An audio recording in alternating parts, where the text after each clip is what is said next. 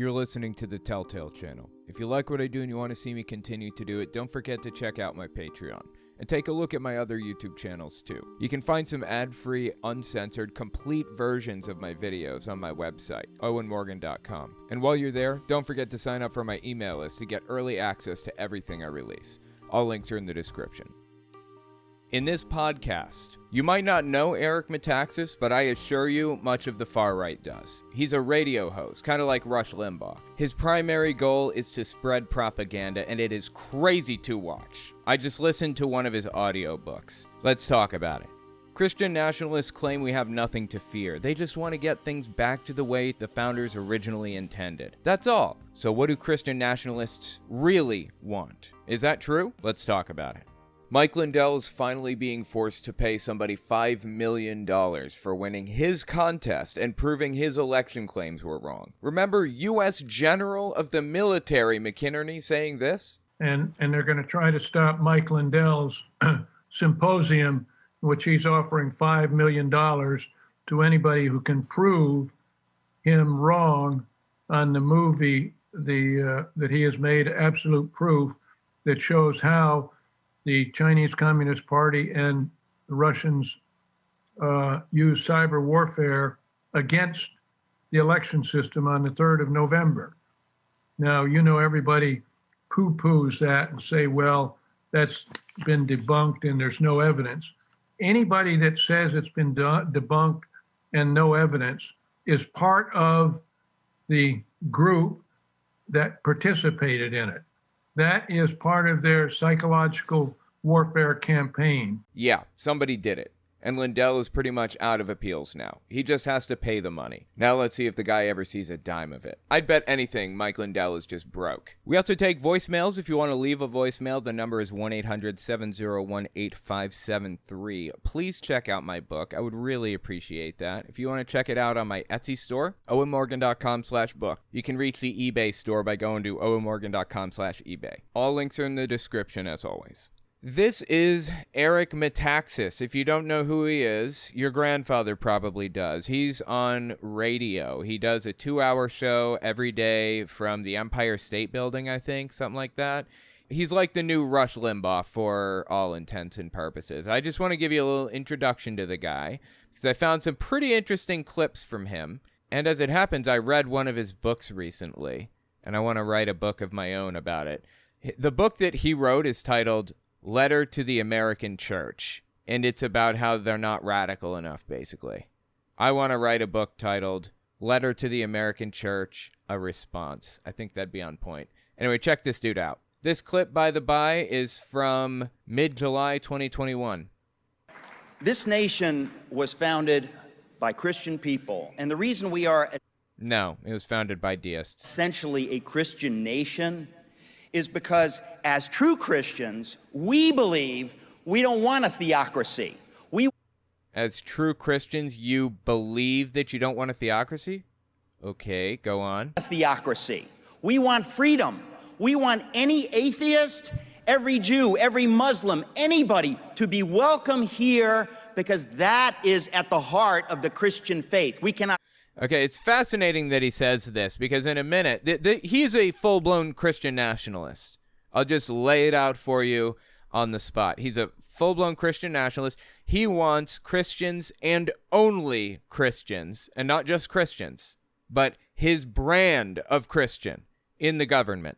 Evangelical, they call themselves like non-denominational if you pin them down. It's a form of Pentecostalism, but they're evangelicals. He wants his people in Congress and nobody else controlling government.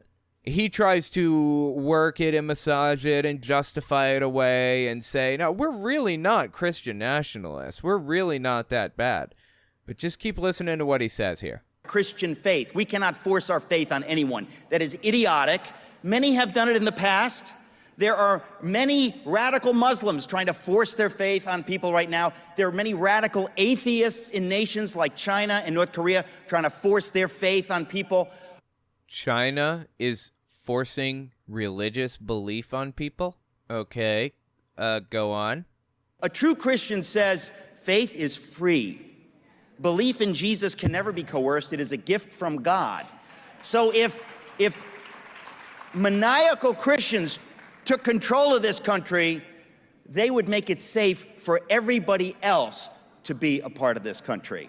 So do not fear theocracy, folks. That is a chimera. That is nonsense, a mirage. Did you catch that? Did you catch what this dude just said? If maniacal Christians took control of this country, they would make it safe for everybody. Gift from God. So if maniacal Christians took control of this country, they would make it safe for everybody else to be a part of this country. So it's interesting he says that. The bottom line here is that he wants maniacal Christians to be a part of the government. In fact, he wants it to be the government. Now, his reasoning here that he's presenting, I don't think for a second that he believes any of this. He's a propagandist. He knows what he's doing, in my opinion. Anyway, his reasoning here is Christians will open up freedoms for everybody. They will allow people to be free to do whatever they want. Except that's not what happens. That's not what Christian nationalists like Eric Metaxas are trying to do. That's not the thing that they advocate for. I'll just give you one example.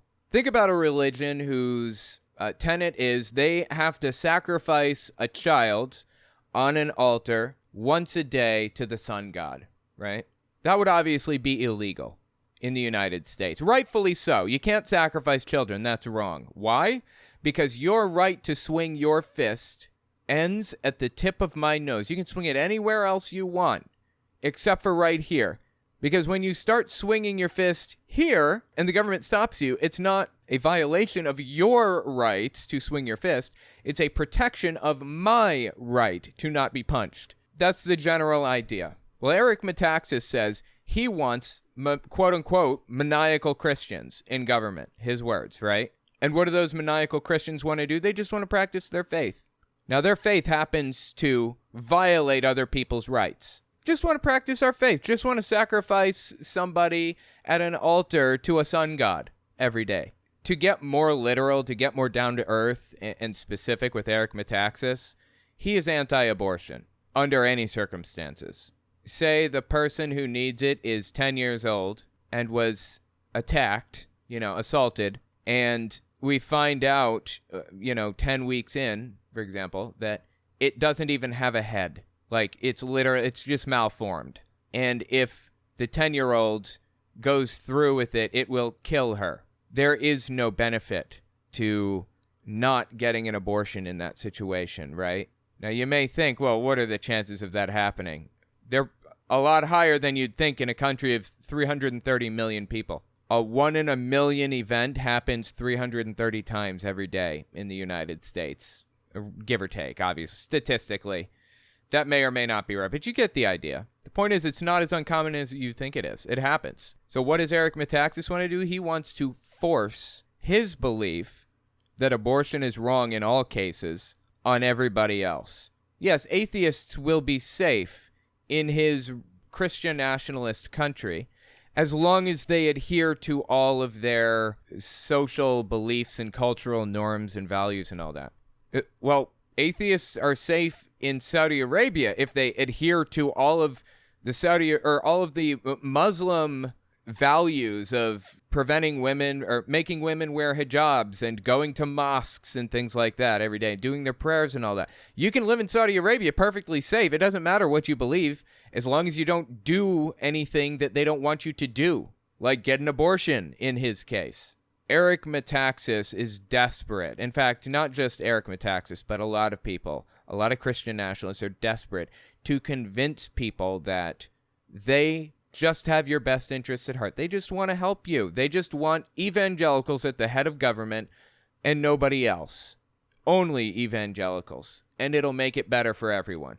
Oh, but you're going to have to follow all of our rules. I read Eric Metaxas' book recently, as I said, A Letter to a Christian Church, or a letter to the, I think it's called Letter to the Christian Church, something like that. I'm going to be writing a book about it for sure. I've already written a book, Understanding Jehovah's Witnesses, about my experience in the religion. owenmorgan.com/book if you want to find my storefront for all of my books. But my next one is probably going to be about Letter to a Christian Church. It'll be a response to it. The entire book that Eric Metaxas wrote was framed from the perspective of a pastor in Nazi Germany who saw what was happening around him and objected to it. Now, he names this pastor. Apparently, there's a guy named Bonhoeffer. I don't even know if this person was real. Eric Metaxas claims he was. I don't know if he was a good person. I don't know if he agreed with any of the... I don't know. But he compares himself to Bonhoeffer. He says, we are in Nazi Germany right now, and we need to speak up and stop it now before it progresses further, because they're about to, they're about to take the next step. That was the premise of the entire book, Letter to a Christian Church. We are in Nazi Germany. We need to stop it. Who are the Nazis, I hear you asking? Anybody who perpetuates cancel culture. That's who the Nazis are. Anybody who doesn't want to go to a Dave Chappelle show because they worry he's going to say some anti-trans, that person's a Nazi in Eric Metaxas' mind. I'm not joking. You think I'm joking? No, I took notes for that book. Extensive notes. Let me see. I'm just going to pull it up real quick here. I mean, just let me read a couple of lines from my notes here. They may not make a whole lot of sense, but just listen to what I wrote. Healthy patriotism wasn't enough, so churches had to virtue signal by hanging Nazi flags. This is much like churches flying BLM flags. That's what he said in his book, Letter to the American Church. I need to know what it was called now. Yeah, Letter to the American Church is what it was called. Churches don't realize the forces behind BLM and rainbow flags are smiling because they deceived them. And the forces behind BLM flags and rainbow flags? Satan. Demons. The BLM and the LGBT community are like Nazis. That is what he said in his book, Chapter 5. It's called 12,000 Pastors. Again, I'm going to write all about it when I get an opportunity. I mean, he wrote some real psychotic stuff in this book, seriously. You don't know this guy, potentially, but your family member probably does. Your grandpa probably does. Like Rush Limbaugh, all over again. Communists are on the list of Nazis. Socialists are Nazis in his mind. He said, here's what I wrote in my notes. Socialistic and communistic ideas are being pushed everywhere, which will hurt the poor more than anyone. Those who spread socialistic and communistic ideas boldly claim that those who oppose the ideas hate the poor. That was the premise of the whole book. The left is made up of Nazis, literal, full-blown Nazis. And if you don't do something now, we're going to start... When I say we, I mean the left. Anybody to the left of hunting the homeless for sport, apparently. We're going to start revving up the gas chambers. You think I'm joking? There's no smile on this face. That was the premise of the entire book. As a matter of fact, on his show, he says equally as insane stuff. This guy is named John Zimmerack, and he has him on as a guest regularly. I think this clip was from mid-September 2022. When the Nazis attacked Jewish stores and got away with it, that told people persecution, real genocidal persecution is down the road. Right now in America, our government and the leftist institutions that support it, from the Ivy League to large numbers of churches, to the mainstream of the Republican Party, which supports it by being afraid to fight it, it's reminding me of the buildup in the 1990s in Rwanda. What is reminding you of the Rwandan genocide? What is reminding you of Nazi Germany? Seriously, one thing, please. All I got out of the, 300-page book that I read, Letter to the American Church, was BLM and the LGBT community are bad. Communists and socialists are bad. People like to twist the truth, and that's not fun. That's bad.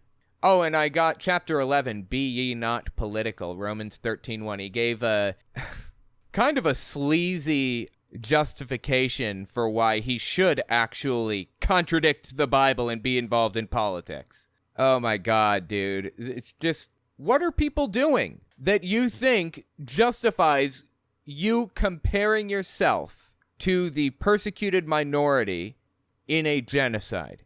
I don't know that these people even believe it themselves, but they, when I say they, I mean Eric Metaxas and John Zimmerak, these two people specifically, are trying to frame it up in such a way that their entire audience will start seeing it that way. They're the persecuted minority too. This is just sad. Real Pumpkin J, I think, earlier said they wrote a paper on Bonhoeffer in 9th grade. Really interesting. At me with some information, just at Owen's Fireside Chat, and tell me Bonhoeffer was real. He was not a Christian nationalist.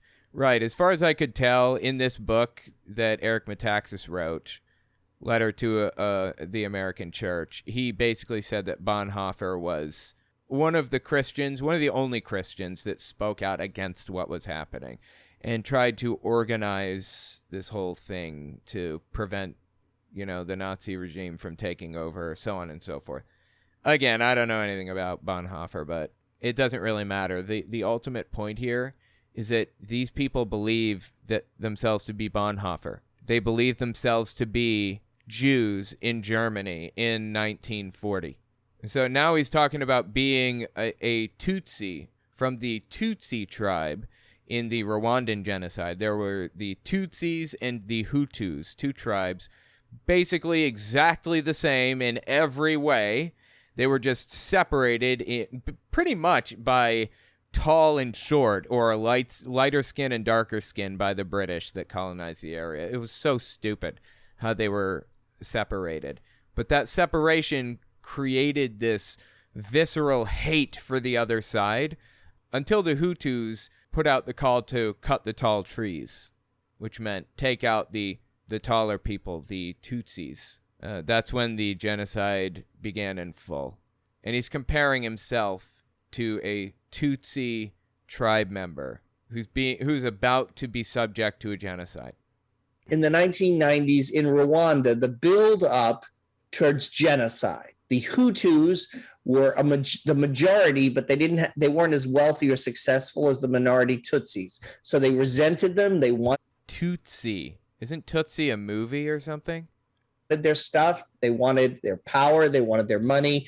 And they started Oh my God, dude. Look, this is a long discussion and there's no way to simplify this fairly, but the way that he's simplifying it is like absurd on every level. This is not a fair simplification of the situation at all, but whatever. You know what? Whatever. That's not the point. The world looked on for 100 days, by the way. Didn't say a goddamn word. Just watched a genocide take place right in front of their eyes. It was horrific. They wanted their money, and they started demonizing the Tutsis, calling them cockroaches on radio shows. Yep, that's true. News hosts would refer to Tutsi cockroaches. Yes. The way I see people talking about white people, about Christians, about so-called Christian nationalists. Sure. White people are so persecuted. They are just treated so poorly in America. Absolutely. Yep. Yeah, totally. They talk about us the same way. Okay, John, Who is they, by the way, in this scenario? Is it like any minority group? Is it BLM? I don't know. This is a psychotic thing to say, but I repeat, it is basically the premise of one of Eric Metaxas' most successful books, Letter to the American Church. Guys, this needs to be debunked. This needs to be called out for real. Owen's Fireside Chat, he wound up helping people to the point of giving the shirt off his back, and he was hanged at Buchenwald in the end. Wow, I did not know. That's very honorable then. And honestly embarrassing for Eric Metaxas to compare himself to Bonhoeffer in his book, Letter to the American Church. Really. By the way, this is probably the next book I'm going to write. It's going to be a response to Eric Metaxas' book. And right from the outset, I intend to take on the label. I am the person that you're talking about. Let's just say I'm the guy. You're talking about, Nazi persecutors or whatever. Me. I'm the guy that you're afraid of or whatever. I'll take those quality's on, and let's talk about it and really think about these ideas. I'm not a Nazi. I'm not even a communist. I'm not a socialist. I believe that black lives do matter. Absolutely. I believe that gay people have the right to live their lives and to get married and do whatever they want, just like everybody else. Why is it so hard to understand? Do you know what the Nazis were doing? They were persecuting people, actually. That's what was happening. And do you know what Eric Metaxas is doing? By putting lines like, hang on, where was it? Let me find it. I think it was in chapter 10 notes. No, it's chapter 5, 12,000 pastors. Churches flying Nazi flags in Germany was much like churches flying BLM flags today. Churches don't realize the forces behind BLM and rainbow flags are smiling because they deceive them. The BLM and LGBT community are like Nazis. Well, I support BLM and I support the LGBT community, so I'm the guy. That's how I intend to engage with these ideas when I write this. This is just insane. Get help, Eric. This is nuts. I want to interrupt. I wrote an article, folks. I think it was back in April or May. It was published at the Stream, and it was written by Russell Moore, who's the head of Christianity Today. Don't know any of these things, but okay. I do know what Christianity Today is. Isn't it like an evangelical blog? I need to start differentiating between Christian and evangelical because they're very much different in their own ways. By Russell Moore, who's the head of Christianity Today now. Okay, think of this. The head of Christianity Today. And it was an article in very highfalutin language doing exactly what John just said, demonizing people who are culturally or politically conservative, who are white, demonizing them in the pages of Christianity Today. He said in highfalutin language. Do you mean he didn't call you cockroaches? He didn't say it's time to cut the tall trees. He didn't say they're worthless and something needs to be done about them permanently or any of that stuff. Are you saying that he was just criticizing you? Is criticism now like a Nazi thing? Like you can't criticize somebody without being a Nazi? Is that like what I'm coming to understand? Like, is that what he's saying here? Okay. Wow. Criticism has its roots in Nazism. I didn't know. Today I learned, right? Pages of Christianity Today. I wrote a response to it, which John published at stream.org. But I want to tell you, we're not making this up. If you are making this up. You are making up fictitious persecution. I am criticizing you. That is not the same as trying to kill you, put you in a work camp or something. I don't even know what he thinks I'm trying to do to the guy. Like, what? If you ignore this now, you become part of the problem. Silence in the face of evil is itself evil. This is really wicked. I want to be honest. I want to be clear. This is really wicked. John is not exaggerating about this. Yes, he is. Exaggeration? No, I'm sorry. You know what? Exaggeration isn't even the right word here. This is like this is in another universe. This is not representative of reality at all. So no, not an exaggeration, I suppose. It's just fake entirely. Anyway, God, dude, just get help, man. This is nuts. And you think it stops there. Oh, baby. No, it does not.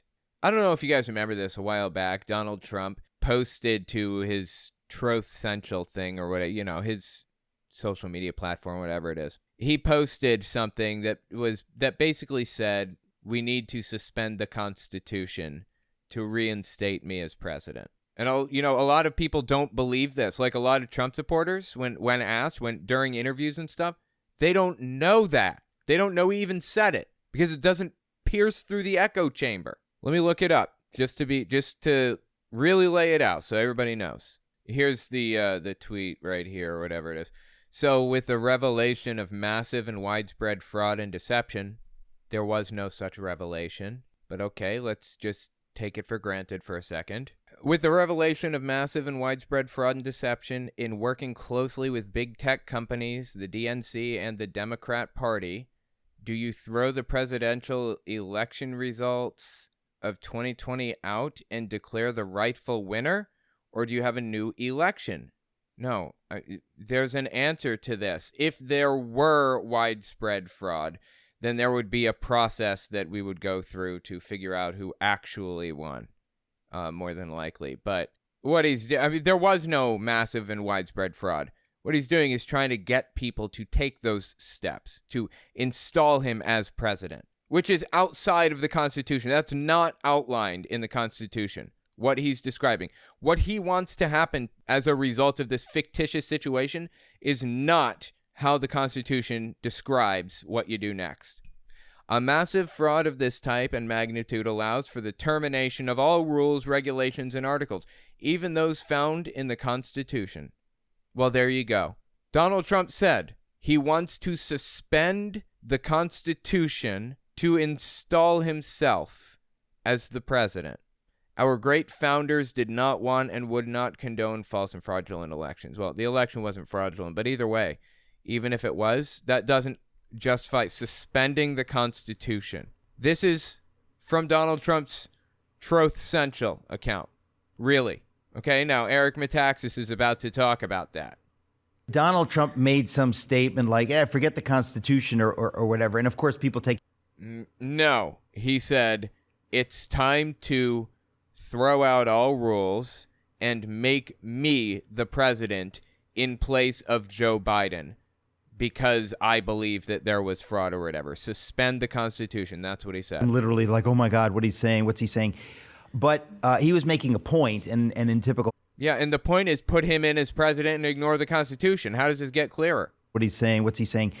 But he was making a point, and in typical fashion, he made his point in a way that might bother some people because they don't know how to read him or something. Oh, it's your fault. Okay, it's your fault. You messed up because you don't know how to read Donald Trump's tweets or whatever. Okay, go on. But let's talk about what he was talking about and why. Okay, let's. We agree that he shouldn't have said it that way, but why we're not as troubled as some people who think that he thinks we should throw away the Constitution, because obviously he doesn't. But he does. He does. He said it. He does. As a matter of fact, when asked if he wanted to be a dictator, if he was going to be a dictator, he said, yes, I am going to be a dictator. I don't care what reason you cite or what comes next or what came before. I don't care. Saying that you intend to be a dictator for any period of time is unacceptable. It is unacceptable. And it's pretty clear to me, honestly. Like, it kind of, he plays his hand. He makes it obvious what the goals are, right? He said, okay, because he wanted to. He's describing a conversation with Sean Hannity here. You're not going to be a dictator, is that, I said, no, Sean, I'm going to be a dictator. I said that. He said, I'm going to be a dictator for a day while I do all kinds of unconstitutional things and ignore the rules and change the country into what I want it to be. That's what he said, effectively. Does it get clearer than that, honestly? And we have a propagandist out here. Okay, Hitler was a dictator, right? Hitler came in and changed everything in his image to be what he wanted it to be. And not only do we have Trump saying, I want to be a dictator, I will be a dictator for a day. Not only do we have that, not only do we have Eric Metaxas and others pretending that the left are the Nazis. Like, what? But we even have Kenneth Copeland Ministries out here advocating for, like, a Hitler-type situation. This is recent. This is from mid-February 2024, this one is. They're not based upon fascism that Hitler was. I mean, Christian nationalists aren't based on that kind of fascism. That's not he wanted pride in Germany again. They had been decimated. Yeah, see, that's something they had in common, right? Christian nationalists want pride in the United States the same way Hitler wanted pride in Germany. Sure, they had similarities. They had fascism in common. By the previous war. I mean, their inflation rate was astronomical. By the way, Germany, World War II Germany, boy, they had it hard, didn't they? Wow. They had a really rough time, World War II Germany did. Was astronomical, the Weimar Republic. Now, that's what a bad leader can do, but imagine what a good leader could do with nationalism. And that good leader, I guess, is Donald Trump, self-proclaimed dictator for a day or whatever. By the way, you don't become dictator for a day. You don't take the power and then walk away from it 24 hours later, okay? With nationalism, or even Christian nationalism. I mean, if Hitler can do that, bad guy, imagine what a good guy can do.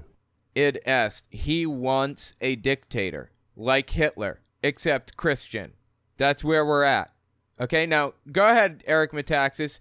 Explain to me how I was at fault. I'm wrong about this whole situation. I'm the one that is misunderstanding Donald Trump. Okay, go on. Because they don't know how to read him or something. But right, I can't read Trump, okay? Let's talk about what he was talking about and why we agree that he shouldn't have said it that way, but why we're not as troubled as some people who think that he thinks we should throw away the Constitution, because obviously he doesn't. But he does. He specifically, explicitly said he does. He wants to throw out the Constitution and become a dictator. But he was being a little hyperbolic. But let's talk about Donald Trump hyperbolic. Imagine what? That. Get right? out of here. So to set this up, though. This is Jenna Ellis. I've covered her a couple times. She was Trump's attorney, I think, at one point, and she's in a whole bunch of trouble now for what she did for Donald Trump. No joke. And Trump just threw her under the bus so hard. Oh, my God. It's glorious to see, honestly. This up though, I obviously know and respect Donald Trump personally. I've worked for him. Everyone knows that. And so I can say without a shadow of a doubt that Donald Trump loves and respects the Constitution more than almost anyone that I know. Totally. I bet he sits there at night, he's got his little cap on, cone-shaped cap with the little puffball on the top. He's got like striped pajamas and all that. He sits there next to Melania, right? And he reads the Constitution instead of a book every night, right? He sits there, just reads through it. Articles 1 to 13. And then when he's done with that, he hits the amendments. How many amendments do we have? 26, I think? Such a joke, dude. These people are such a joke. I mean, the purpose of this whole video is to show you how ridiculous Eric Metaxas is and how far he's willing to go to defend his God Emperor. I don't use that term flippantly. They call him that. When I say they, I mean some of the more extreme Trump Forum members. G. Otis, God Emperor of the United States. Eric Metaxas is doing everything he can to further Trump's goals and political career, whatever it takes. And to convince you that you live in a Nazi regime, and the Nazis are people to the left of hunting the homeless for sport, apparently. This is spiritual warfare, and we are now in the Normandy landing of spiritual warfare. The Democratic Party is possessed by preternatural evil. It is not a human institution anymore. It is an instrument of wicked spirits. I mean, this is taking an additional step, as if I didn't even know that was possible. I thought calling somebody a Nazi was about the peak. No, it goes further than that, I guess. We aren't dealing with something that's human anymore. It's preternatural evil. This is demonic. Our enemies are demonic. There's no turning the other cheek. There's no being winsome. That's literally exactly what Jesus said, turn the other cheek. I don't care if that's something that you can do or not. I don't care if turning the other cheek gets you killed. That was a command of Jesus. If you die because you turned the other cheek, you can die knowing that you did what God wanted you to do, right? Apparently not. There's no turning the other cheek. There's no being winsome. There's no compromise possible. And I want to be clear, just theologically, because in the past, if you don't clarify these things, people misinterpret them.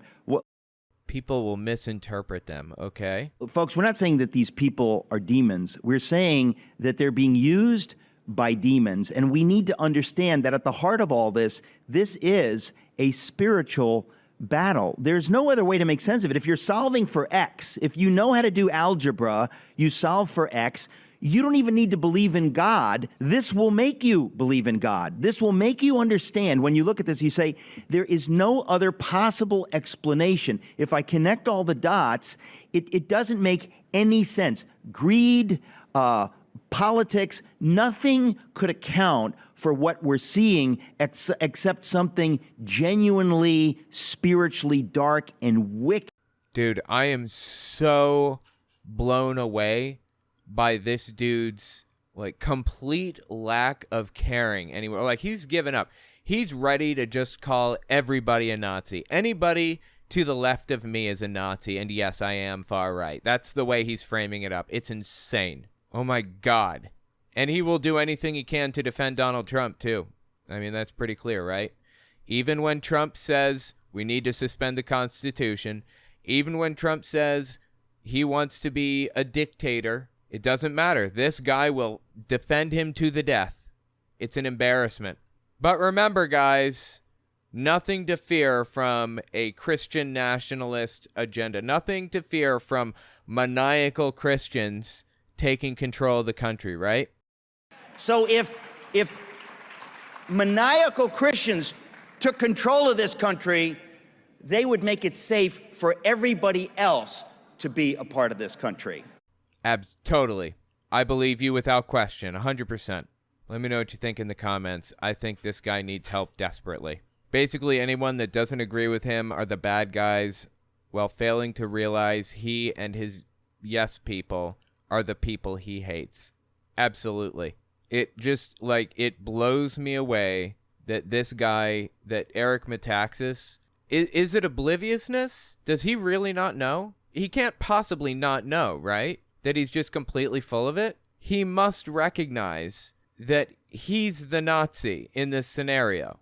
I just can't wait to write the book. I just feel like I want to write it, but I feel like I need to get the first one out before writing the second one. I don't know. Maybe I should start on it.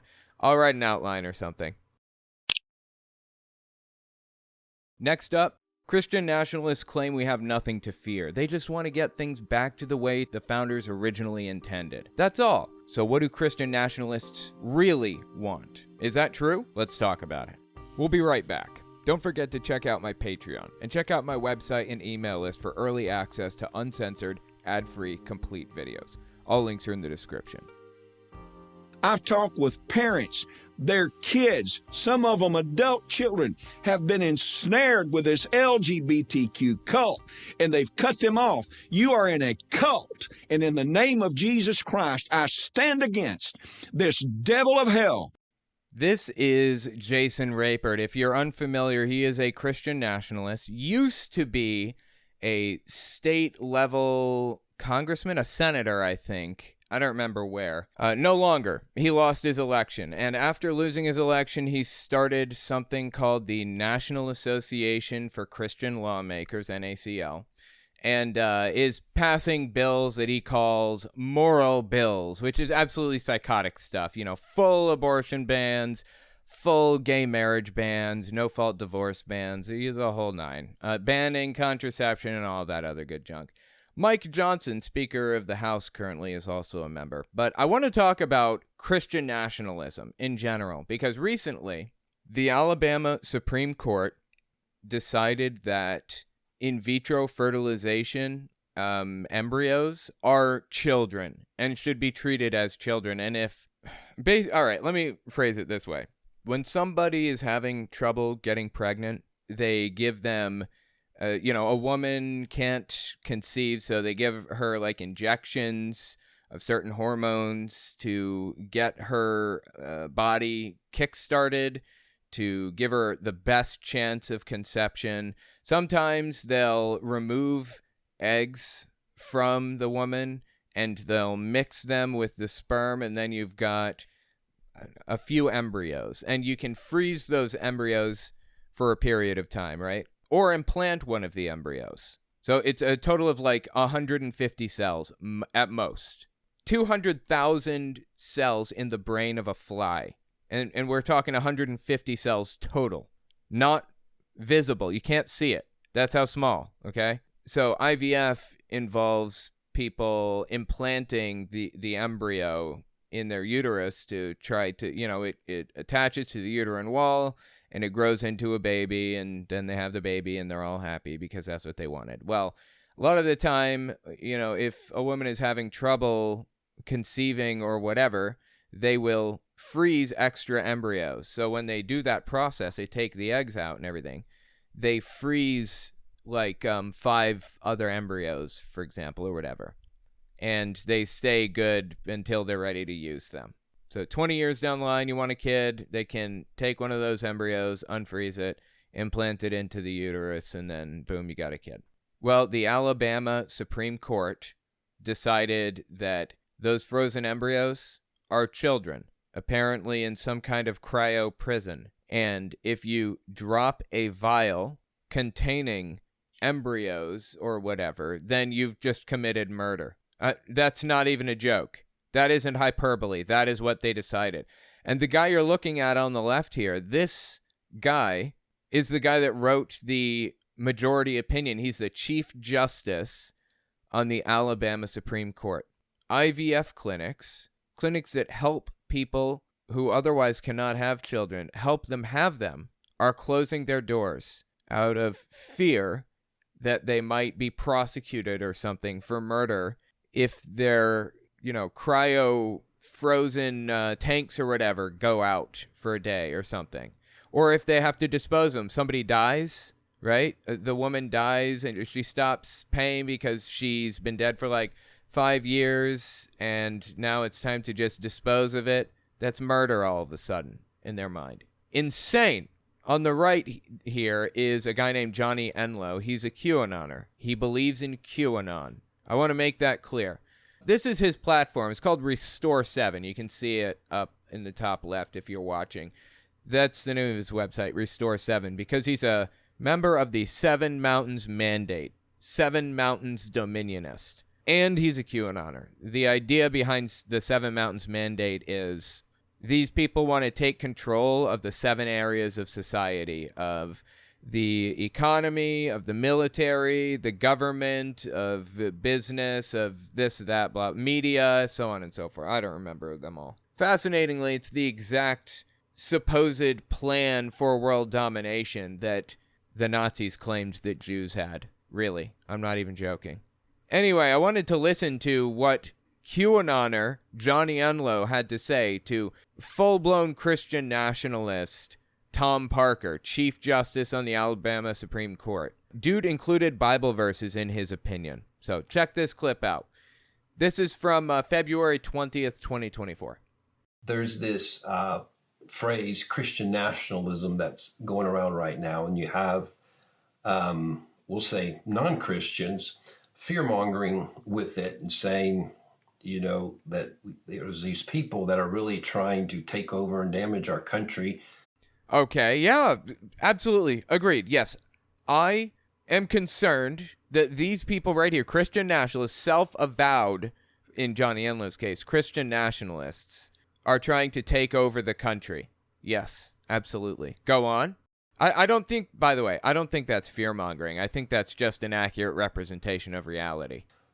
Through Christian nationalism, you may not have even think or may not even thought or even think through the grid of Christian nationalism, but why is this not something non-Christians need to worry about?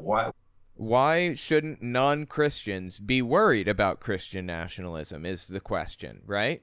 About why is what's being called Christian nationalism, which the way I hear you describing is specifically just going back to what's right principles. That's what the Constitution was being built on. Well, just any thoughts on that? Yeah, so if you didn't see this, I watched this entire interview on my Owen Unfiltered YouTube channel, the whole thing beginning to end. And the guy threw out some really interesting lines in this that, I saved the clips for them, and I'll probably cover it in future episodes. But so this guy is about to tell us why we don't need to fear Christian nationalism. By the way, let's just define nationalism, okay? Real quick. And nationalism is kind of like an ideology that people put on as a personality. Like National Socialism. That was the Nazi, that's what Nazi meant.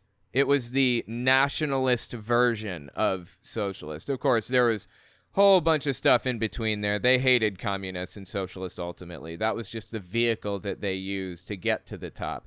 Similar to what we're seeing now.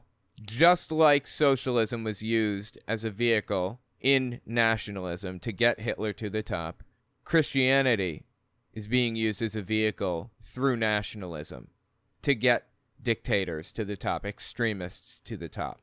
But this is the Encyclopedia Britannica article on nationalism. Nationalism ideology based on the premise that the individual's loyalty and devotion to the nation-state surpass other individual or group interests. This article discusses the origins and history of the nationalism to the 1980s. For later development in the history of nationalism, see 20th century international relations. The modern nature of nationalism. Nationalism is a modern movement. Throughout history, people have been attached to their native soil, to the traditions of their parents, and to the and to established territorial authorities. But it was not until the end of the 18th century that nationalism began to be a generally recognized sentiment, molding public and private life, and one of the great, if not the greatest, single determining factors of modern history. Let me check the 20th century one. 20th century international relations. History of the relations between states, especially great power. All right. FYI, I think Wikipedia and Encyclopedia Britannica should both be advertising, and everything should be unlocked, in my opinion. Okay, nationalism, according to Wikipedia, it's an idea and movement that holds that a nation should be congruent with the state. As a movement, it presupposes the existence and tends to promote the interests of a particular nation, especially with the aim of gaining and maintaining its sovereignty. So the definition doesn't really do it justice, but the idea is whoever is using nationalism to get to where they want to be they're going to use populist language. They're going to appeal to the lower class of people, the working man, the poor, and they're going to manipulate them into getting what they want, effectively. I mean, look at how Hitler used nationalism. It's a perfect example. National Socialism. In this case, we're looking at Christian nationalism with Johnny Enlow and others. It is no different from what Hitler did. It is the exact same thing, except they're using Christianity as the vehicle to get to where they want to be instead. Now, nationalism is well-defined, well understood, and there's a ton of literature on what nationalism is and how different movements and ideals and ideologies are used as vehicles to bring people to a nationalist position. But let's just keep listening to the Chief Justice here. See what he says. Should we fear Christian nationalism? Well, first, this is an undefined term that's being thrown around now. No, it's not undefined. Nationalism is well understood. What are you talking about? It's undefined. To label people, and I have no idea what they mean by it or what should be meant by it. Really? You don't know what that means, huh? Interesting. I mean, I didn't start the term Christian nationalism. It just kind of organically rose up as the term that people use, I guess. I thought for sure that a Chief Justice of the Supreme Court of Alabama wouldn't be so stupid that he didn't know what nationalism was. He's not stupid, is he? Is he dumb as dog, or does he actually know what nationalism is? It can only be one. I do not see returning to the original form of government, the original meaning of the Constitution, as Christian. Okay, well, interesting you say that. The goals that this guy is pushing is to bring what he believes the original form of the Constitution to be is Christian nationalist. He thinks the original Constitution was Christian nationalist, and he's trying to bring it back to its original form. Guess what? When the Constitution was written, women couldn't have credit cards. They couldn't even vote. We still had slaves. We had the 3/5 compromise. Remember that? Do you really want to go back to that time period? Do you think the founding fathers had any idea what artificial intelligence was? They didn't even know what a calculator was, let alone AI. We live in a different world, bro. It's not the same world. It's not the same context. It's not the same situation that we live in. We can't go back to the original meaning or your interpretation of the original meaning. And his interpretation of the original meaning, of course, perfectly coincides with his religious beliefs. Isn't that interesting? How convenient is that? There's nothing Christian about my religious beliefs, is basically what he just said. Okay, go on. He's not dumb as dog. He's pretending to be. He's acting he's acting stupid. He's like, oh, I have no idea what you're talking about. I mean, this guy's literally sitting here talking to a QAnoner. Full-blown member of the QAnon movement, self-avowed. And he's suddenly telling me, oh, I have no idea what Christian nationalism is. Never heard. This is the first time I've ever heard that term. Does anybody know what Christian nationalism is? I went through 4 years of undergrad and 3 years of law school and read countless cases, both domestic and foreign, and I've never, I don't know what nationalism is. No clue. This is a joke, dude. I just want to put on record that Enloe is a QAnoner. I don't want that to be missed. Enloe on the right here, I think he's honest. I think he's a really nice, honest guy. I just think that he's a QAnoner. This clip we're about to listen to here that affirms that he is, in fact, a full-blown member of the QAnon movement, a QAnon believer, is from late September 2022. For those in the body of Christ who keep saying, I am not a conspiracy theorist, you are saying something that's totally incongruent with Scripture, with the admittance of Scripture itself, that the nations, the leaders of nations, are always in conspiracy against God. Evil men in high places are always in conspiracy against God. That's why. Okay. I mean, I guess conspiracies exist, sure. But he's using this as the basis to believe that Hillary Clinton, drinks kids' blood to get, adrenochrome and, cuts their faces off and all this junk. What? That's all QAnon belief. He tells us, you are the light of the world. You arise and shine. You are the salt of the earth, because those who are separated from God and his kingdom will not contend for anything other than their own ways, and it will be a way of wickedness. And so this is why conspiracies exist. Conspiracies have been proven. Yeah. But let me tell you this. There is zero evidence to show that Frazzle Drip is real. Frazzle Drip is this supposed video that exists of Hillary Clinton and Huma Abedin, one of her aides at the time, I think, Anthony Weiner's wife, basically torturing a kid and drinking her blood to get the adrenochrome. It's fake. It wasn't a video. They didn't even do a deep fake. They just claimed it existed. That's it. Do you have any idea how many people knew about the torture program in the 2000s in Iraq? A total of 500. It was the most guarded of the most guarded secret. And the public found out about it. And it's just known now. We have no doubt. Everybody knows, yes, there was torture happening.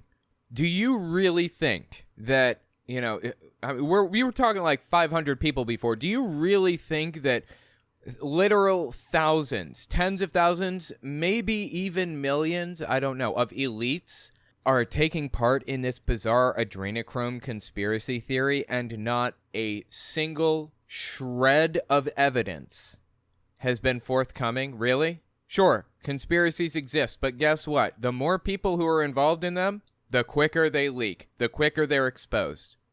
Yeah. What has been revealed to all of us, even in recent days, is President Trump aligning himself clearly, distinctly, as being congruent, working with, in some way, however you want to look at it, with what is the Q plan. There you go. He's a QAnoner. Trump working with Q and the Q plan.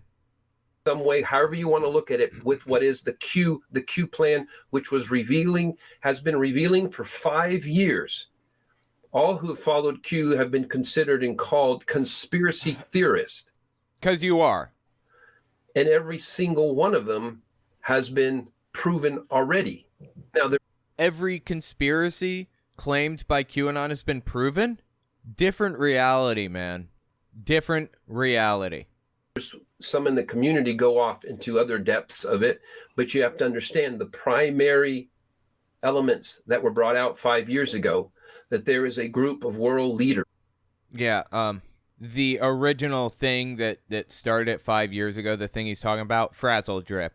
It's that supposed video that existed of Hillary Clinton doing that stuff to those kids. The fake video. The fictitious video that never appeared, not even a deep fake. There is a group of world leaders who are a cult, and they're a satanic cult, and they're pedophiles, and they traffic children, they traffic people, they steal blood, they do sacrifices. That is not a conspiracy theory. If you still think it is, you are blind. Get your head out of the sand. I feel so bad for him, man. Johnny Enlow is honestly a good guy, I believe. An honest, good, nice person who got suckered into the most ridiculous conspiracy theory on planet Earth. And here he sits next to Chief Supreme Court Justice of the Alabama Supreme Court. That is nuts. Of incredible founding fathers who debated at length and put together something that was a remarkable example to help turn the world. I agree. The founding fathers who debated and created the Constitution. The U.S. Constitution was not the first of its kind, but in my opinion is the best of its kind. It is really, really good. And it's lasted a long time, too, for what it's worth. It's lasted, coming up on 300 years, right? Well, 250 years, I guess. The world. And it's remarkable that it has held up as long as it has in the face of the distortions. But, as I said, I have hope that it can be restored. And it's our history. It's our foundation. So, in the beginning of this interview, again, if you didn't see the whole thing that I did on Owen Unfiltered, he talked about trying to bring the country back to using the 7 mountains to build up the country again in God's image. You know, the 7 mountains. 7 mountains mandate is that Jewish plan for world domination, and these guys are attempting to use it. This is insane. Get help, people. I mean, really think about the implications of making it so that an embryo retrieved through in vitro fertilization is considered a child. Really think about the implications. How many people have IVF embryos frozen right now, and what are they going to do with it in Alabama? So what is Christian nationalism really?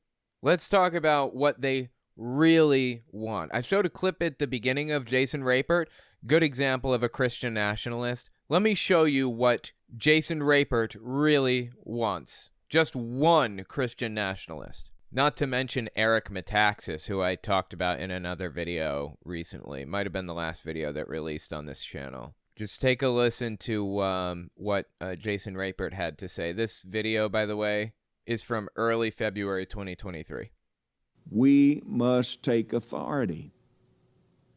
God told us to go out there and be fruitful, multiply, fill the earth, subdue it. So this is his justification for Christian nationalism. The book of Genesis says, be fruitful, multiply, fill the earth, and subdue it. That word there, subdue, that's the key that he's using. Subdue it. And have dominion over everything. Fill the earth, subdue it, to take authority. So any other authority in the world, particularly the United States, is illegitimate. Doesn't belong there. It's fake. It should not be recognized. If you are not a Christian nationalist, like an evangelical extremist, you don't have a place in government, in his mind. And friends, the reason the country is struggling, the reason you've got $32 trillion in debt, no holds barred. The reason for that is because Republicans keep lowering taxes on the rich. But okay, go on. The reason we come to brinksmanship over and over again on the national debt is because the Christians in America have failed to take authority, and now is the time to choose. So he's saying the Christians, not even the Christians. There are, every single member of Congress is a Christian, I think, except for like 3. It's like 98% or something like that are Christian. He's not talking about Christians. Even the Democrats are Christians. He's talking about his brand of evangelicalism. That's who he wants in control. That's what makes his Christian nationalism. He's using this specific subset of Christianity over here, this one. He's using it as a vehicle to get himself and the people like him to the top. It's not about Christians or Christianity. Time to choose. Now is the time to stand. Now is the time to plan. Now is the time to fight. Now is the time to work together to save the country. Look, do you think that America is going to be free with a bunch of drag queens running this place? Yeah, that's the definition of freedom. If people are drag queens, then that means they're doing what they want to do. That's freedom, baby. What happened to loving freedom? What happened to all that talk about the First Amendment and the Second Amendment and all the other junk? What happened to loving freedom? These people don't love freedom. Christian nationalists, the evangelical voting bloc that are using Christianity as their vehicle to get to a nationalist state, to a dictatorship, they don't care about the Constitution. They don't care about freedom. Hell, a lot of them don't even care about Christianity, honestly. They certainly don't care about what Jesus had to say. They care about getting to the top and controlling everything, no matter what it takes. Now, in this specific clip, Jason Rapert uses something called stochastic terrorism to inspire people of his audience to do something psychotic. If you don't know what stochastic terrorism is, I've talked about it before. Let me just define it one more time. Stochastic terrorism refers to political or media figures publicly demonizing a person or group in such a way that it inspires supporters of the figures to commit a violent act against the target of the speech. Nobody can be indicted or charged or whatever for what they say in a stochastic terrorist talk like we're about to listen to, because Jason Rapert never comes out and tells anybody to do anything. But when he gives talks like this, people in his audience are listening and looking for opportunities. And as a matter of fact, people have been, pulled over before on their way to some building, like, Boston Children's Hospital, the target of stochastic terrorism, with like AR-15s and stuff in the car, with a plan to do something psychotic. Stochastic terrorism works. It accomplishes the goals that these people have, that these Christian nationalists have, to strike the fear of the movement into people, to make people afraid to speak out. I spoke out in West Virginia a few years ago. My kid was in a health class, and her health teacher was telling the students that they need to rely on the Bible. They need to not have sex before marriage. They need to love God and love Jesus, all of the other ridiculous nonsense. And by the way, that's against the law. Not allowed to do that. As an actor of the state, you're not allowed to impose your religious beliefs upon somebody else. Not allowed to favor one religion over another as an actor of the state. First Amendment. In fact, it's the first sentence of the First Amendment. It established what's called the Establishment Clause. Anyway, after we reported the teacher, the entire town, the town had 3,500 people in it. 1,900 were on a Facebook page dedicated to hating me, looking for me, finding some way to get to me, slashing my tires, threatening to burn my house down, credible threats, real people taking pictures through my windows in the middle of the night. When I say they, I'm talking Jason Raper and other Christian nationalists like him, want to strike fear in their enemies. Listen to the rest of this, where he actually does the stochastic terrorism. With a bunch of drag queens running this place? No. I mean, that would be freedom. Do you think America can remain free and strong with a bunch of Antifa nuts running around destroying property? No. Destroying property? No, I don't believe in that. But Antifa, just like people believing that fascism is bad? Like, I don't see a problem with people believing certain things, but okay. And if you're tired of that stuff, then it's time to make a change. This is a nation of the people, by the people, and for the people. It was created for you to be in charge. A nation of the people, by the people, and for the people. So when we have politicians and elected officials that are corrupt, they need to be taken out. You catching this? They need to be taken out. You have the right, you have the authority to walk into this building, this, Capitol building, whatever, and take control. And people who oppose you, take them out. They need to be taken out. Send them to jail. Send them to prison, just like I've seen some people do even while I was serving in the Arkansas legislature. Okay, well, it was nice of him to hedge a little bit and point out that, prison is the better way to do it. When you see people like Joe Biden taking advantage of position and enriching his family like he has done? That didn't happen, by the way. That's completely fabricated. And as a matter of fact, the FBI agent who these claims were all built around was just, I believe he's arrested for fabricating false documents and everything. Like, Joe Biden didn't do any of this stuff. But okay. Taking advantage of position and enriching his family like he has done, it's time to take him out. Take him out. You catching this? Take him out. They do something wrong, it's time to take him out. His family like he has done, it's time to take him out. Take him out. Remove them. Move them on. Does it get any clearer than this? This is stochastic terrorism right here. It's a perfect example. It's time to take authority. It's time to take authority over everything in the earth to make a difference. The point is that Christian nationalism is something to fear. In its most extreme form, we heard Kanye West, of all people, explain Christian nationalism in more crude terms for us. This, I think, is from early December 2022. Yeah. But they don't deserve to be in charge of everything because... Here he's talking about Jews, by the way. He's super anti-Semitic nutcase. He just hates Jews unreasonably. But anyway, the point is that he's a Christian nationalist, so...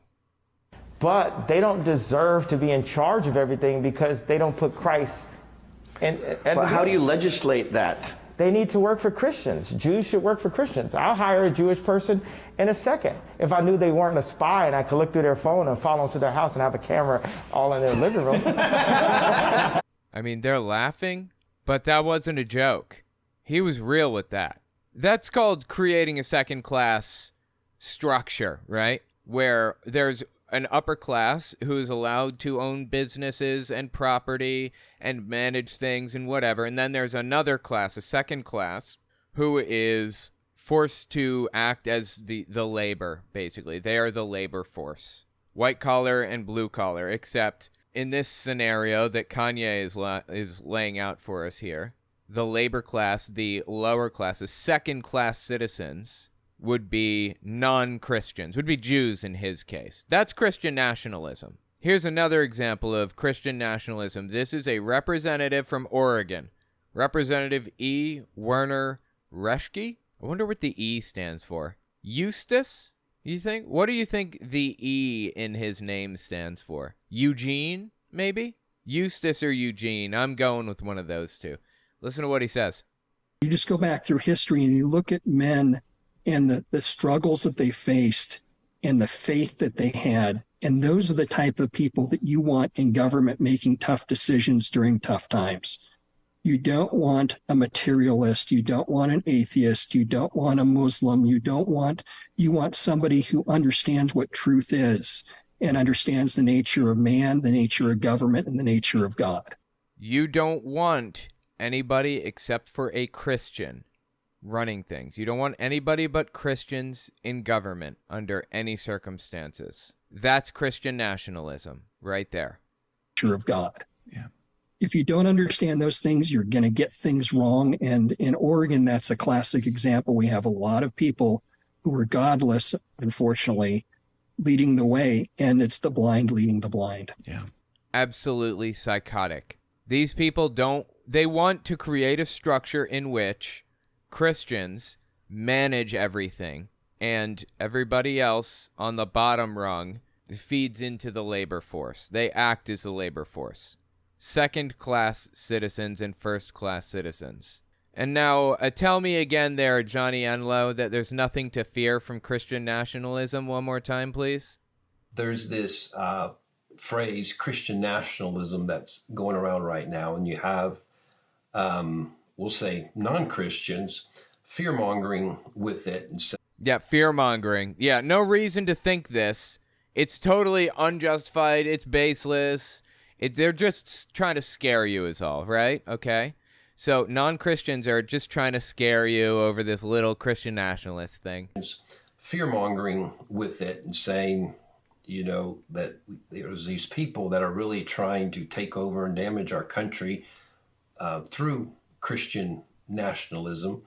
Yeah, they're trying to fundamentally reform it into something that it is not right now. Now, arguably, you could say that what this judge here, this justice, is about to say is accurate in its own way. He says he wants to get back to the original intent, the original meaning, the original constitution, the original setup, whatever. The original setup, if I remember correctly, is one in which one class of people owned all of the property and ran the plantations, and another class of people worked those plantations and were not compensated for it. First class, second class. Seems like this justice is trying to put us back in that situation. Except in the new system that this guy wants to seemingly set up, the property owners would be Christians and the property workers would be non-Christians. Atheists, Muslims, Jews, so on, so forth. Tell me again, Johnny, how there's nothing to fear. I shouldn't be afraid of it. It's perfectly fine. Get your head out of the sand, Johnny, to use your turn of phrase. Get your head out of the sand. I just showed countless examples of people saying absolutely psychotic stuff and drawing a vivid, disturbing picture for what they intend for non-Christians, for Muslims, for Sikhs, for Jains, for Jews, for atheists, for whatever. How can you, with a straight face, say what Johnny Enlow just said? I really know what you think about this in the comments. And again, let me know what you think the E in this guy's name means. I'm getting Eunice, Edward, Eddie, Estes, getting some of those. Evil is one, I suppose. Tell me what you think in the comments, okay? Michael David, I enjoy these Sundays. It does scare me that these Christian nationals might take over, but at least we can laugh about it along the way. I'm in NY too. It is a safe city. Cheers. Oh, I appreciate that. Yeah. I don't worry about it too much. These are the extreme of the extreme, and we need to vote like our lives depend on it, because they very well may. But Donald Trump has successfully split the party right down the center. He will control it, or he will see it burn to ashes around him. And that's pretty clear. I don't see how anybody could see it any differently. There is now a group of people who will never vote for Trump, no matter what.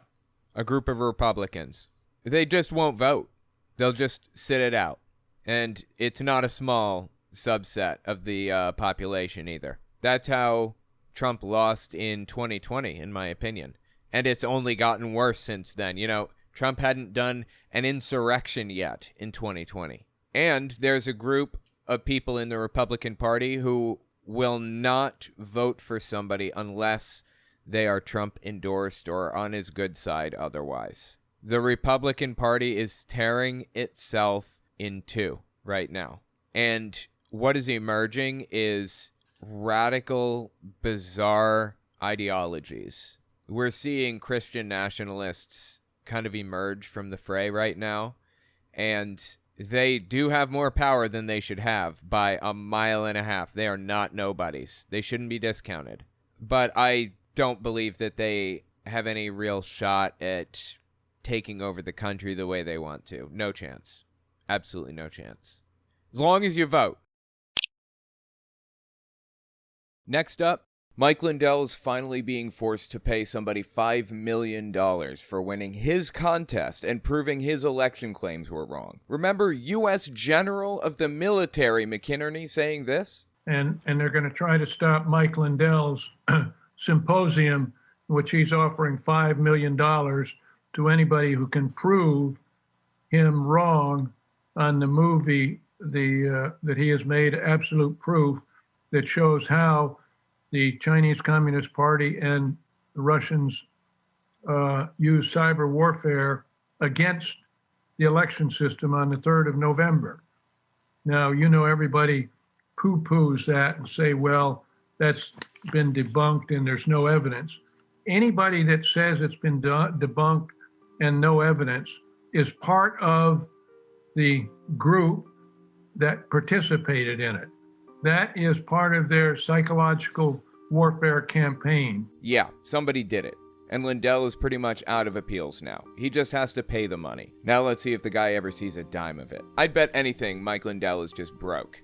We'll be right back. Don't forget to check out my Patreon and check out my website and email list for early access to uncensored, ad-free, complete videos. All links are in the description. This guy's name is Robert Zeidman, I think it is. Robert Zeidman, yeah. Well, he won a contest that Mike Lindell famously set up. I don't know if you guys have heard about this, but forever ago, Mike Lindell made this movie called Absolute Proof. It was absolute garbage, honestly.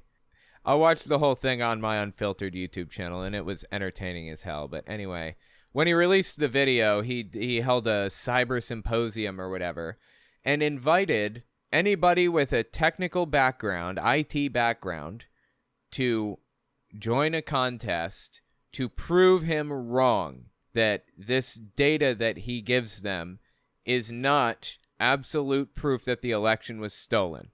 But to get access to the data, you had to join the contest. So this guy here, Robert Zeidman, joined the contest. He walks into the room, and they let him use a program called Wireshark. I'd never heard of it. I think it's a hex editor or something. And he discovered, beyond a shadow of a doubt, that the data that Mike Lindell gave him that proved the election was stolen, quote unquote, was actually just basically just honeypot data. One of the strategies used when protecting a server is to create what's called a honeypot. You create a server area that's possible to hack into. And when you hack into it, you get data that's useless. It's meaningless. It doesn't, it's not valuable for anything to anybody. Lindell had honeypot data, it seemed. Anyway, this guy, Robert Zeidman, he proved it. Burden of proof shouldn't have been on him in the first place. It should be on Lindell to prove to us that his claim was correct, that he was telling the truth. He had this information that proved the election was stolen. He should have been the one proving it to us. But Zeidman took it up anyway. Trump supporter, by the way, or Trump voter anyway. Robert Zeidman was. And he won. The contest was for $5 million. Well, guess what? It's the end of the line now. Mike Lindell has lost and then lost on appeal and lost on appeal, lost again. And he just has to pay the money. Hilariously, one of the rules in the contest was if you could prove the data didn't prove the election was stolen, then he'd give you $5 million. And if you wanted to enter the contest, you had to agree to arbitration, which means a panel of judges, like 3 judges or something, will hear the case in one day. They'll make a decision and you're done. It's a quicker process, less stringent. Some people agree to arbitration for various reasons. They just want it over with, whatever. Anyway, this clip that we're about to watch is from late April 2023. Lindell went on Steve Bannon's TV show. Reality is. Well, it is the reality. It is fake news. It's the biggest scandal. Here I am on a family trip with my grandkids, and I'm attacked from all over the country. News reporters call me all day. Isn't it kind of strange this comes out the day after Fox settles with Dominion? This guy's not a cyber guy. I don't even know how he got in there with his credentials he has. He's an IT guy, a computer guy, but he's not a cyber guy. What is a cyber guy, if not an IT guy or a computer guy? What does cyber guy even mean? Does it mean internet guy? I don't know. What's the difference?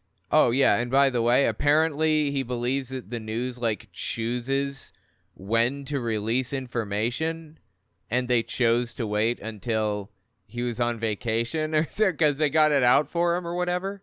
Not a cyber guy. Now, you say, well, why did these guys rule against this? Well, the three arbitrators, hard-left Democrats.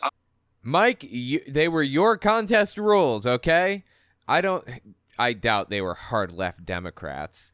They were probably just honest, regular judges, arbitrators, who made a decision based on the facts. But, of course, he's the victim in every situation. Hard-left Democrats. You only get a little pool to choose from. Yeah, and that's your fault, Mike, anyway. Oh, God, he just kept going, dude. Yeah, here's one, early May 2023. So this is back when he originally lost the arbitration. The cyber room on the first day, and he had to ask other cyber guys how to use Wireshark, which is this is the common thing that cyber guys use to open up any files or. Okay, I guess you could call me a cyber guy. Am I a cyber guy? I don't know. I was a software engineer for 6 years or something.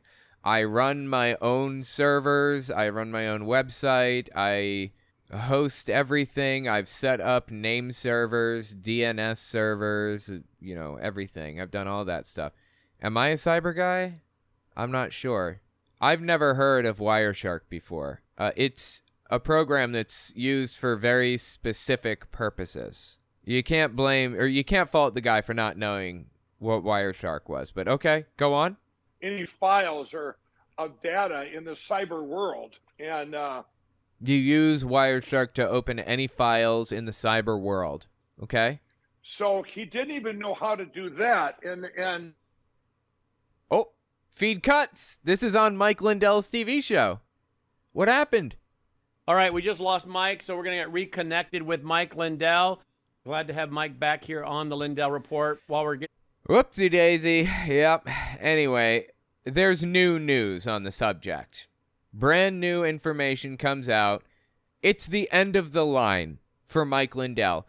He was doing everything that he could to get out of this situation, to appeal and appeal and appeal, and it's done. He has to pay the guy the $5 million. That's just what it is. Mike Lindell is already hemorrhaging money terribly. He's in bad shape. I'm hoping that CNN isn't too bad about their copyright stuff, but I'm going to stop frequently just in case. It is time for MyPillow CEO Mike Lindell to pay up. A federal judge ruled Lindell legally owes $5 million to a federal judge. Interesting. Software developer who successfully debunked Lindell's data that had falsely claimed the 2020 presidential election was stolen. Yeah, and the guy was a Trump voter. It doesn't get any clearer than that, right? Something Lindell tried to dodge paying despite repeatedly promising to do so, initially in a contest called Prove Mike Wrong. God, this is just so entertaining. I love everything about this. This guy is like desperate now. Like, Mike Lindell is in real bad shape at this point. I have no idea what he's going to do. Like, I don't even think he has $5 million. Is his company even worth $5 million? I don't think so anymore. There's a $5 million prize for anybody that can prove the election data that I have from the 2020 election is false. Okay, is not from the 2020 election. Anybody here that's for that challenge, that $5 million challenge, you have to sign a sheet, a release form at the front. If you did, you have time to go do that now. And of course he did, you know, and he won. No way of getting around it now, Mike. You made your own bed, buddy. Time to lie in it. Out front now, the man who took Lindell up and proved him wrong, Bob Zeidman, who I will note did support Donald Trump in both 2016 and 2020. Good to have. Wow, Bob Zeidman. This is the guy, Bob Zeidman. He supported Trump in 2016 and 2020. That's really surprising, actually. Beyond, thanks for taking the time. Thanks, Jim. Thanks for having me. So the last time you were on the show, you said you doubted you would ever see the $5 million from Lindell, but a judge now he's just ordered Lindell to pay up. What's your reaction? Well, I'm a little more optimistic. I still have some doubts that I'll see it. I think that this is the end of the line. I don't think that Lindell has anywhere else to go with this. If it's a federal judge, that's it. It's done. I can't believe that he was even allowed to appeal. I thought with arbitration there were fewer appeal options available. But here we are. I mean, I think that all that's left, barring this guy from getting his $5 million, is the fact that Lindell doesn't even have $5 million. You know, I feel bad for Lindell, honestly. Really, I do. But he made his own bed, really. He did this to himself. I mean, at this point, Lindell, this clip is from 2023. In fact, this clip is from around the time when the original decision was made. He has to pay the $5 million back in March 2023. At this point, it looks like he's selling slippers out the back of his trunk, honestly. And we still have some of those all-season slippers left at $25 a pair. To thank all of you out there for the great, for supporting us through all this. My employees, we've lost all our box stores, our shopping channels. We get attacked every single day. And my pillow. Yeah, he's the victim. He's the victim in every situation, right? What's your reaction? Well, I'm a little more optimistic. I still have some doubts that I'll see it. Lindell has some ability to keep appealing. I didn't know that. Maybe he has the option to appeal, but the appellate courts may not accept his appeal or whatever. They may not accept the case if they think it's just not worth it. I think the appeal should be denied pretty quickly. There's really no grounds for appeal at this point, but he can drag it on for a while until, unfortunately, there are rumors that he's running out of money, and it doesn't surprise me. Yeah, on that point, he's... Yeah, I mean, Lindell has been selling like industrial pieces of equipment, some box trucks and things like that. I mean, Lindell himself has even come out and said like he's lost nearly everything. He doesn't have anything. And then he reverses that like, you know, the following week. Oh, people say I have nothing. Oh, I have plenty. I have plenty of stuff. We're doing great. And while claiming to be, quote unquote, doing great, he then complains about Fox News canceling his ads when Fox News canceled his ads because he stopped paying. Hello, everybody. I wanted to get on here and tell you all the disturbing news. Fox News has canceled my pillow. No, you just didn't pay your bill, Mike. We don't know why. We can only make a couple guesses. Try paying your bill. Maybe it's because you didn't pay your bill. Lou Dobbs was added over here at Lindell TV to this all-new lineup we have, and that was just a few days ago. We showed his first interview with our great real president, Donald Trump. Yeah, they don't like what you have to say. Fox News they think that you're a truth teller, and they don't like truth tellers, I guess. Totally. Or maybe it's because they don't want my face even on their network leading up to the 2024 election in support of our great real president, Donald Trump. I don't know. These are the details. I don't have the details yet, but all I know. Yeah, might want to talk to your accountant about that there, Mike. He doesn't have anything. The guy is out of money. He's out of all of it.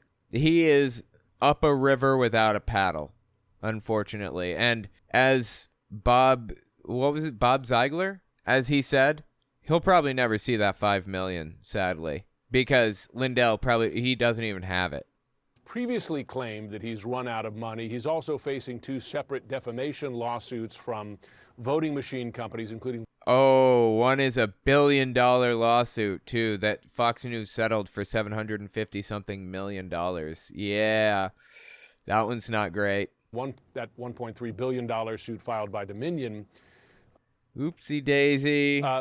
Was all the time you spent on this worth it?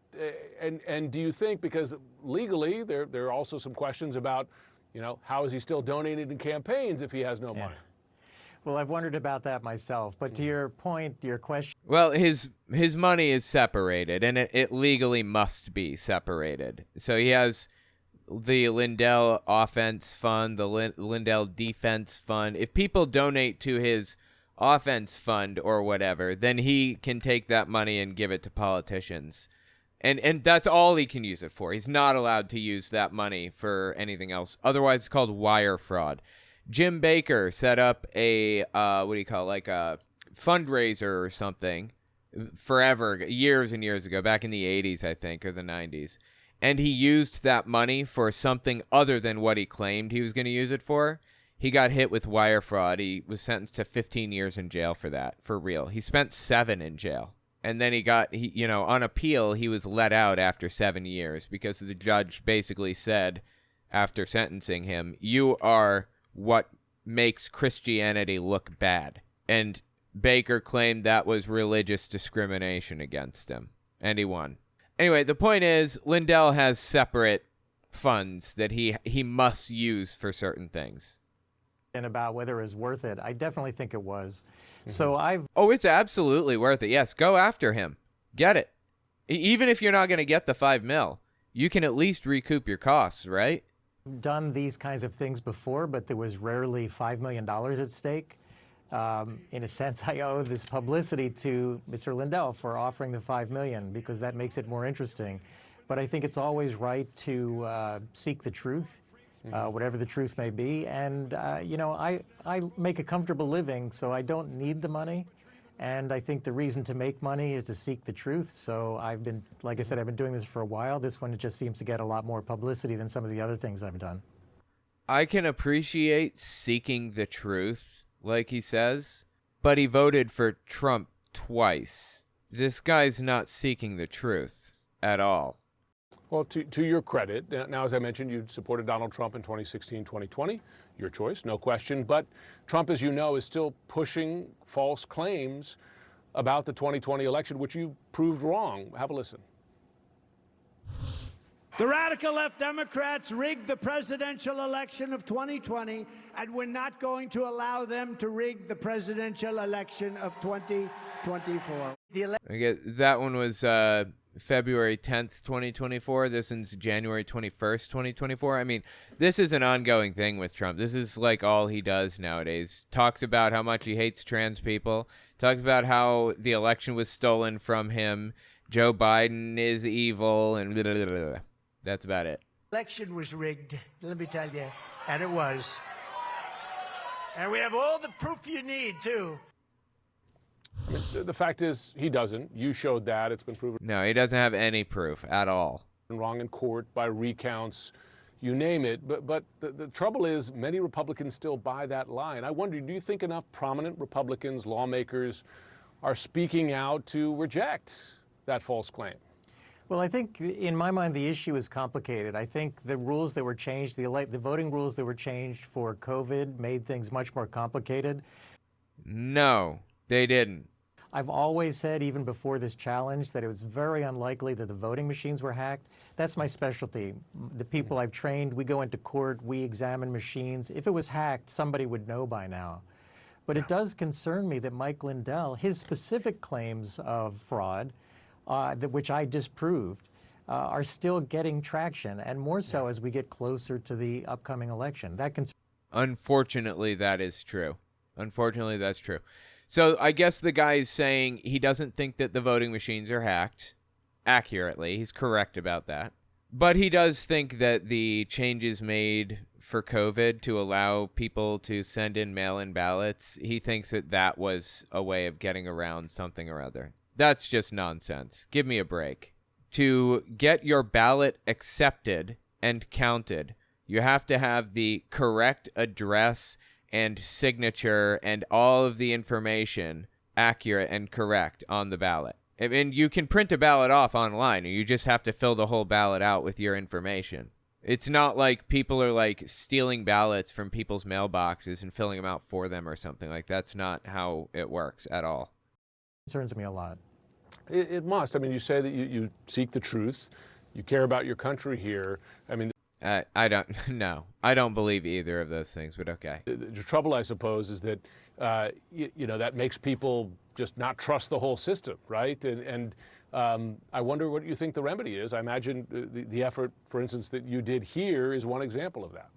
Well, I think, so one thing I've talked about is if I do get this money, I plan to put it towards nonprofits that look into election reliability.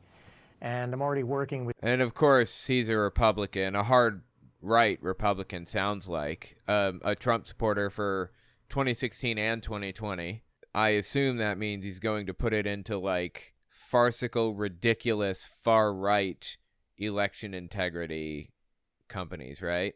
With the Nevada Policy Research Institute, where I live in Nevada, because I wish that people from both parties would come together. You know, I knew people in the 2000 election, Bush v. Gore, and it was mostly Democrats who said the machines were hacked or not. I do not remember that. People claiming machines were hacked or not working or whatever. No, I don't remember that at all. And I was around. I saw what was happening a little bit. I mean, I was young, but I saw it. Oh, and in addition to, kind of remembering from that time period, I've researched it heavily. I don't remember anything about that. I think that's completely made up. I'm sorry. There were a lot of questions about the 2000 election, Bush v. Gore. Gore won the election, actually, really. Gore won against George W. Bush. But the Supreme Court decided that if there are any ballots that have like little hanging chads, like, you have a little punch thing, if you punch it and it has a little hanging chad on there, then you can't count it because you don't know for sure that's the one they wanted if there's a hanging chad. For real. That's how Bush was chosen. Ridiculous. Mostly Democrats who said the machines were hacked or not working. Then yeah, I don't believe that. I'm sorry. Recently it's the Republicans saying this. It seems like reasonable people could come together and come up with systems that we can all agree we need. Okay, that's a weird thing to say, but fine, yeah. We need systems where ballots are counted. You can put them in and it counts the ballots as they come in. That would be a fantastic system. Guess what? We have those machines.